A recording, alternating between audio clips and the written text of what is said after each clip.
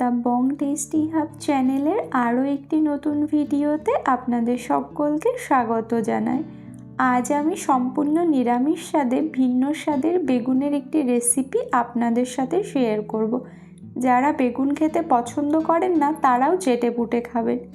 বেগুনের এই রেসিপিটি বানানোর জন্য দুটি মাঝারি সাইজের বেগুন নিয়েছি আর একটা বেগুনকে 4 ভাগে ভাগ করে কেটে পরিষ্কার করে ধুয়ে নিয়েছি। ম্যারিনেশনের জন্য দিয়ে দিলাম পরিমাণ মতো লবণ, দিয়ে দিচ্ছি পরিমাণ মতো হলুদ গুঁড়ো, আর দিয়ে দিচ্ছি লঙ্কা গুঁড়ো পরিমাণ মতো, আর দিয়ে দিচ্ছি কিছুটা চিনি দেওয়ার কারণে বেগুনের স্বাদটা কিন্তু বেশি ভালো হবে। এবারে সমস্ত উপকরণ হাত দিয়ে খুব ভালো করে মেখে নিতে হবে। তো একে একে সমস্ত বেগুনগুলোতে ভালো করে আমি লবণ, হলুদ, লঙ্কা গুঁড়ো মাখিয়ে নিচ্ছি। মাখানো কমপ্লিট হয়ে গেছে। এবার এটাকে 10 থেকে 15 মিনিটের জন্য রেস্টে রেখে দেব।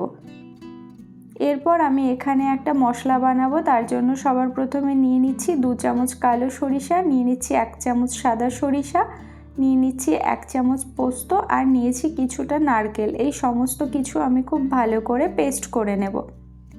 এরপর রান্নাটা শুরু করব। তার জন্য গ্যাসে কড়াই বসিয়ে কড়াইটা ভালো করে গরম করে দিয়ে দিলাম সরিষার তেল। তেলটা ভালো মতো গরম হয়ে এলে ম্যারিনেট করা বেগুনগুলোকে দিয়ে মিডিয়াম টু হাই হিটে এপিট ওপিট উল্টে পাল্টে লাল লাল করে ভেজে নিতে হবে। আর বেগুনে আগে থেকে লবণ হলুদ মাখিয়ে রাখলে কিন্তু ভাজার সময় তেলটা কম অ্যাবসর্ব করে। তো আমি দেখুন বেগুনগুলোকে উল্টে পাল্টে ভালো করে এখানে একদম গোল্ডেন ব্রাউন করে ভেজে নিয়েছি। তো বেগুনগুলো আমার ভাজা হয়ে গেছে। এবার এগুলোকে তুলে একটা পাত্রে আমি নামিয়ে রাখছি। সেম একইভাবে বাকি বেগুনগুলো আমি এখানে ভেজে নিয়েছি।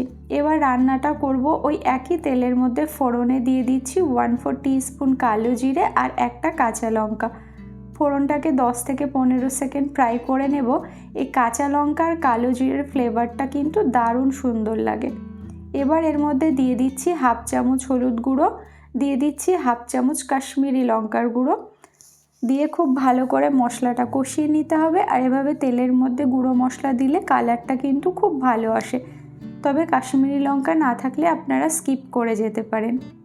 মশলাটা ভালো করে কষিয়ে নিয়ে এবার এর মধ্যে দিয়ে দিচ্ছি সরিষা, পোস্ত, নারিকেল আর কাঁচা লঙ্কার পেস্ট। এবার মশলাটাকে লো টু মিডিয়াম হিটে খুব ভালো করে কষিয়ে নিতে হবে। তবে খুব বেশি কষানোর প্রয়োজন নেই, কারণ যেহেতু এখানে সরিষা আছে, সরিষাটা বেশি কষালে কিন্তু তেতো হয়ে যেতে পারে। সামান্য একটু জল দিয়ে আবারও 1 থেকে 2 মিনিট কষিয়ে নিচ্ছি। মশলার কাঁচা গন্ধ চলে যাওয়া পর্যন্ত কষাতে হবে। তো মশলাটা এখানে খুব ভালো করে কষিয়ে নিয়েছি। এবার এর মধ্যে দিয়ে দিচ্ছি নারকেলের দুধ 1 কাপ, দিয়ে খুব ভালো করে মশলার সাথে মিশিয়ে নিতে হবে। মেশানো হয়ে গেছে।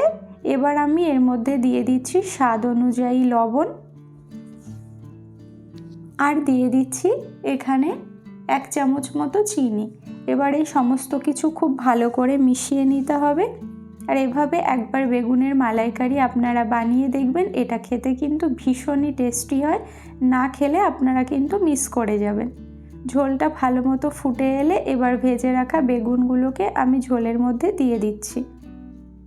তো একে একে সমস্ত বেগুনগুলো এখানে আমি দিয়ে দিয়েছি। এবার ভালো করে একটু এটাকে আলতো হাতে নাড়াচাড়া করে নিতে হবে। খুব বেশি নাড়াচাড়া করার প্রয়োজন নেই, তাহলে বেগুনগুলো কিন্তু ঘেটে যেতে পারে। এবার ঢাকা দিয়ে লো ফ্লেমে আমি 10 মিনিট ফুটিয়ে নিয়েছি। ঢাকনা খুলে আমি উপর থেকে দিয়ে দিলাম 3টে চেরা কাঁচা লঙ্কা, দিয়ে আবারও আলতো হাতে একটু হালকা করে নেড়ে নিচ্ছি। তো রান্নাটা এখানে আমার অলমোস্ট কমপ্লিট হয়ে গেছে। এবার আমি ফ্লেমটাকে অফ করে দিয়ে এটাকে 5 থেকে 7 মিনিট স্ট্যান্ডিং টাইম দিয়েছি।